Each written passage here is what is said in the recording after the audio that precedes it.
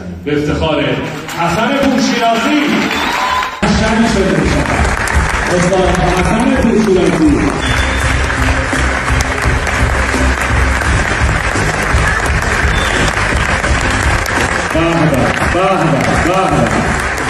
به قطع نشه خودت داریم چه میکنیم دیگه.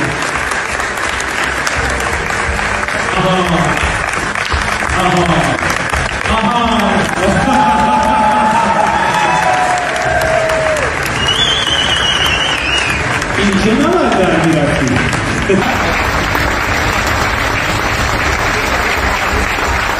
از این کسی دیگه هم حمایت کنم از خانواده‌ام و به خصوص همسرم 42 سال من تحمل میکنه و حمایت میکنه. سرکار خانه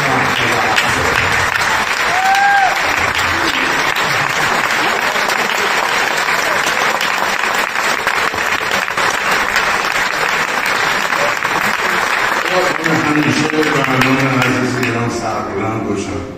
همیشه از این جشن‌ها بگیریم که باید کنیم همدیگر رو تشویق کنیم سینمای ما سربلند بشه.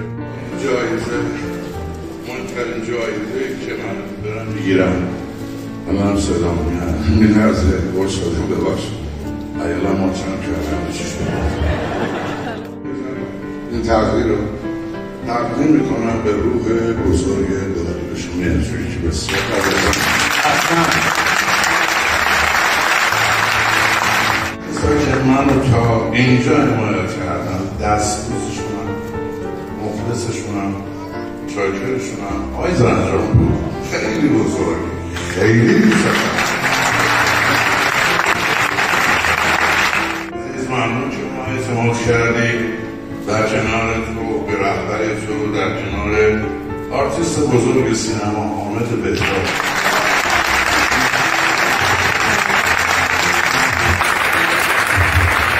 محمد علیزادگان محمد رضا راهنشاد و سرکار خانم لیلا آرتیست